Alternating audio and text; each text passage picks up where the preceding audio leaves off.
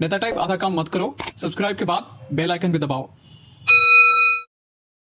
In the name of Allah Almighty, who is the most forgiving and is the most beneficent, I hope you are doing well. तो आज के इस article में हम पढ़ने जा रहे हैं पेशेंट्स प्राइवेसी, जो लिखा है मासूमा रजा ने, and she has been working in Aga Khan university.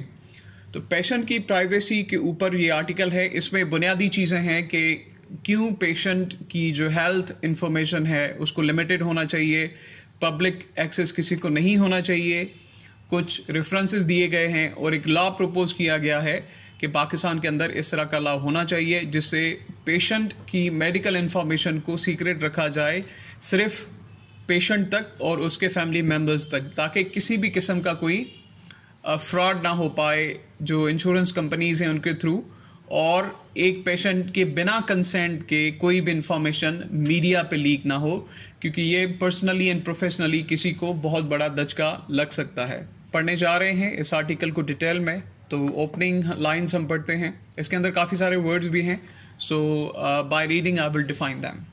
In December 2020, Zafrullah Khan Jamali, former Prime Minister of Pakistan, died. दिसंबर 2020 में पाकिस्तान के साबिका प्राइम मिनिस्टर ज़फ़रुल्लाह खान जमाली की डेथ हो गई। Prior to the verified news of his passing, a rumor circulated on social and broadcast media that Mr. Jamali had passed away while fighting for his life in the ICU. उससे पहले एक rumour circulate हुई थी पूरी media के अंदर, जिसमें यह था कि मीर ज़फ़रुल्लाह खान जमाली ICU में बहुत क्रिटिकल कंडीशन में उनकी डेथ हुई है। President Arif Alvi tweeted confirming the supposed death. His tweet was picked up in no time by all leading media outlets. The family shared their discomfort and frustration on hearing the rumor that had spread like wildfire during an already stressful time. The president's tweet was later deleted and replaced with an apology to the family. As these chain of events unraveled, it left many questioning patient confidentiality and dignity in Pakistan. तो इस event के दौरान जो पाकिस्तान के president हैं mister Arif Alvi, उन्होंने भी एक ट्वीट किया था, कंफर्मेशन की थी डेथ की। उसके बाद उसी ट्वीट को पूरी पाकिस्तान की मीडिया ने ले लिया और ये खबर आग की तरह फैल गई। लेकिन इस खबर के स्प्रेड पे उनकी जो फैमिली थी उनको अच्छा नहीं लगा और ये एक साइन ऑफ डिसरेस्पेक्ट उन्होंने समझी। तो बाद में प्रेसिडेंट ने अपॉलॉजी भी मांगी और उस ट्वीट को डिलीट कर दिया। लेकिन इस तरह की खबरें अगर स्प्रेड होती हैं तो ये बहुत ही बड़ा दचका लगता है, दिली तौर पे अफसोस होता है इनकी फैमिलीज़ को। इस तरीके से नहीं होना चाहिए। अब ये पस मंज़र है आर्टिकल का कि डिटेल्स आर्टिकल की क्या हैं, कौन से लॉज जो है हमें बनाने चाहिए पाकिस्तान के अंदर और क्यों। While many countries strictly regulate patients' right to privacy and confidentiality, Pakistan's Ministry of National Health Services Regulations and Coordination has yet to recognize the importance of these rights and enforce a formal statute to safeguard them. इस तरीके के जो rights हैं patients के, उनकी privacy है medical information की, वो राइट्स बनने चाहिए। और यहाँ पे रेफरेंस दिया गया है पाकिस्तान की हेल्थ मिनिस्ट्री का कि इस तरीके के लॉज बनाए जाने चाहिए। स्टैट्यूट हम कहते हैं लॉ को या किसी भी एक्ट को जो सिविल राइट्स को प्रोटेक्ट करे। The rumor of Mr. Jamali's passing was not first time that a patient's medical condition had become public knowledge without verification from a health care provider or next of kin. ये पहली बार नहीं है कि mister Jamali की information जैसे फैली कि बिना डॉक्टर से या फिर उनकी फैमिली के किसी भी आदमी या रिश्तेदार से कंफर्मेशन के ऐसे न्यूज़ चलाई जाती है। It will certainly not be the last unless regulatory action is taken at the federal level. और ये आखिरी खबर भी नहीं है जब तक कोई भी फेडरल गवर्नमेंट की तरफ से एक्शन नहीं लिया जाता इस तरीके का किसी भी मीडिया आउटलेट के खिलाफ, या जो भी बंदा इस तरीके की कोई भी इंफॉर्मेशन बिना कंसेंट से फैलाता है। In North American and European countries, confidentiality is one of the primary rights of the patient. For example, in the US, patients' health information is safeguarded by the Health Insurance Portability and Accountability Act, which is a federal law. Western countries के अंदर acts पास हुए हैं federal government की तरफ से एक example दिया हुआ है हीपा का, जो एक फेडरल एक्ट है जो पेशेंट की मेडिकल हिस्ट्री और इसकी प्राइवेसी को प्रोटेक्ट करता है. The law dictates that the health care providers provide an opportunity to patients to permit, prohibit or restrict information that providers can disclose and to whom they can disclose to. उस law के हिसाब से patient के consent से information release की जा सकती है, छुपाई जा सकती है, या फिर मतलब किसी को पब्लिकली अनाउंस किया जा सकता है. तो ये सारी चीज़ें पेशेंट के कंसेंट से होती हैं. If a patient can not provide his और हर consent due to emergency treatment in incapacity, that provider can only disclose limited information in the patient's best interest on the basis of professional judgment. This includes the patient's name and health condition in general terms such as good, fair, critical, treated and released, and treated and transferred. तो patient के consent से सिर्फ specific information release की जा सकती है जब तक खुद पेशेंट ना चाहे, क्योंकि प्रोफेशनल जजमेंट के हिसाब से ये चीज़ें काफ़ी होती हैं दूसरे लोगों को बताने के लिए. क्योंकि हेल्थ इंफॉर्मेशन अगर आपकी लीक हो गई तो जाहिर सी बात है, अगर कोई पब्लिक सेलिब्रिटी है तो उसको काफ़ी नुकसान आ सकता है. तो इन नुकसान से बचने के लिए ये इंफॉर्मेशन डिस्क्लोज नहीं होनी चाहिए, और इस एक्ट के तहत ये सारी चीज़ें प्रोटेक्टेड हैं. आगे है, the health care entity can also disclose this information to notify or assist in the notification of a family member or a personal representative of individual's location, general condition, or in the event of patient's death. अब ये information disclose की जा सकती है सिर्फ specific लोगों को. अगर किसी पेशेंट की हालत बहुत क्रिटिकल है, वो इमरजेंसी में है, तो उनके जो क्लोज्ड रिलेटिव्स हैं उनको बताई जा सकती है. The need of the hour is to safeguard patients information.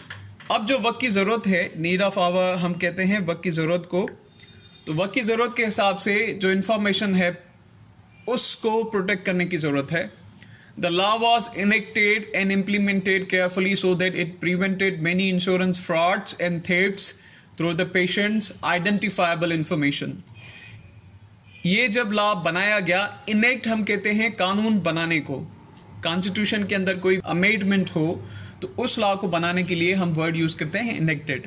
तो ये लॉ बनाया गया, इसको जो है वो अमल में लाया गया, और इसी तरीके से जो थेफ्ट्स हैं, फ्रॉड्स हैं, थेफ्ट्स हम कहते हैं चोरी, कोई भी चोरी हो उसको, तो फ्रॉड और चोरियों से बचने के लिए इस लॉ को पास किया गया, जैसे किसी भी पेशेंट की इंफॉर्मेशन किसी के पास ना हो.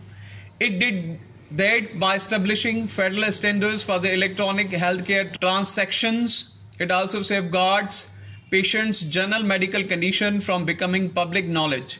तो इस लॉ के तहत स्टैंडर्ड्स मुकर्रर किए गए हैं जहां पे पेशेंट की इंफॉर्मेशन को एक हद तक रोका जाता है और जैसे वो रिवील ना हो पाए.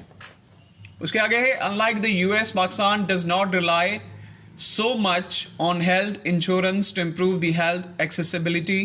Furthermore, its healthcare is not heavily regulated in comparison to other sectors of economy. अब यूएस की तरह पाकिस्तान में इतना हेल्थ के ऊपर काम नहीं है, या फिर उसकी इंश्योरेंस के लिए कोई भी काम नहीं किया जाता. उसके अलावा जिस तरीके से पाकिस्तान की इकोनॉमी के अंदर दूसरे सेक्टर्स हैं उनको रेगुलेट किया गया है, तो हेल्थ यहाँ की इतनी रेगुलेटेड नहीं है.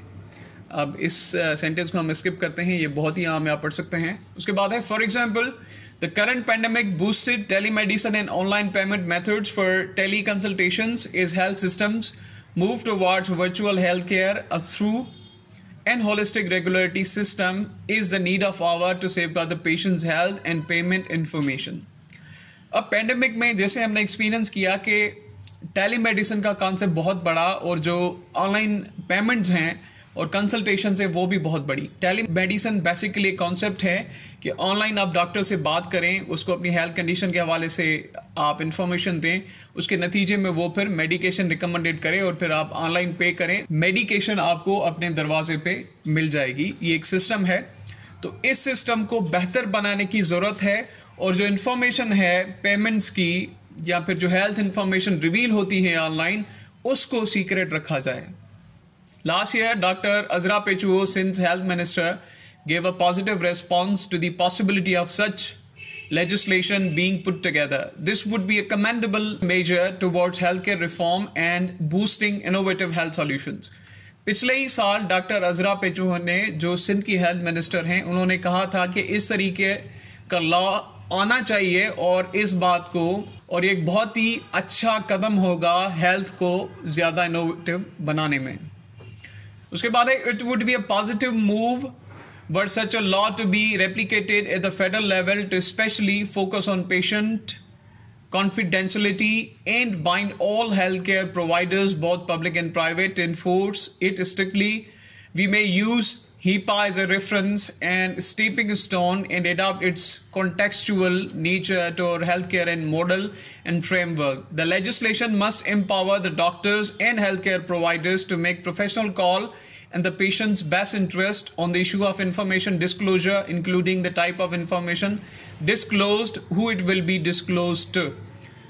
तो हीपा का जो मॉडल है वो बहुत अच्छा मॉडल है, उसको हम फॉलो करके यहाँ पे कानून बना सकते हैं, और ये कानून फेडरल लेवल पे बनना चाहिए, क्योंकि पाकिस्तान के अंदर जो भी हेल्थ केयर प्रोवाइडर्स हैं उनको स्ट्रिक्टली इस बात को फॉलो किया जाना चाहिए, और इंफॉर्मेशन किसको देनी है, कब देनी है, कितनी देनी है, इस बात को ध्यान में रखा जाए.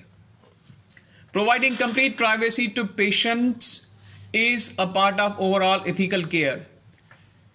पेशेंट की हेल्थ की इंफॉर्मेशन को प्राइवेसी देना उसका एक बुनियादी हक है, और ये मोरली भी सही है.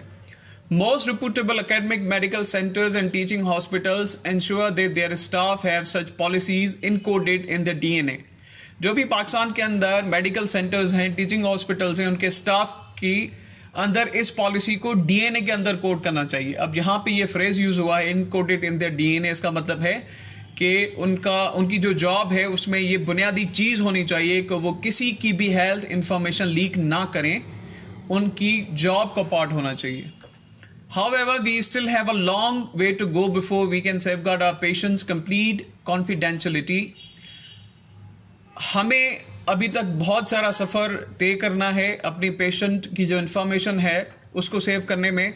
It is deeply disturbing to see patients' medical condition becoming public and a subject of sensational news.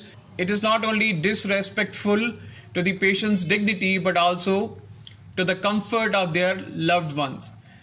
As a healthcare communicator, इस बात को देखना कि किसी भी पेशेंट की जो मेडिकल कंडीशन है वो पब्लिक हो जाए और बहुत सेंसेशनल सब्जेक्ट बन जाए पब्लिक के अंदर, ये बहुत ही डिस्टर्बिंग है, मेंटली डिस्टर्बिंग है मेरे लिए. The writer mentions herself here. तो ये सिर्फ डिसरेस्पेक्टेबल नहीं है, लेकिन एक डिस्कम्फर्ट का सबब भी है जो उनके अपने हैं. आ गया होगा, और इसमें बहुत सारी बेहतरीन बातें हैं. ना सिर्फ इसमें हमने बहुत सारे वर्ड्स देखे, सेंटेंस स्ट्रक्चर्स हमने देखे, लेकिन मोरली इस तरीके की चीज़ें पाकिस्तान के अंदर होनी चाहिए. और पेशेंट्स प्राइवेसी एक बहुत important subject in terms of health and information, क्योंकि जाहिर सी बात है अगर कोई भी इंडिविजुअल अपने हवाले से कोई भी न्यूज़ लीक नहीं करना चाहता तो उसकी कॉन्सेंट के अलावा कोई भी ऐसी न्यूज़ पब्लिक नहीं होनी चाहिए.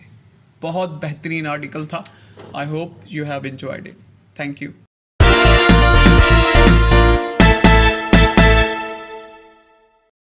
नेता टाइप आधा काम मत करो, सब्सक्राइब के बाद बेल आइकन भी दबाओ.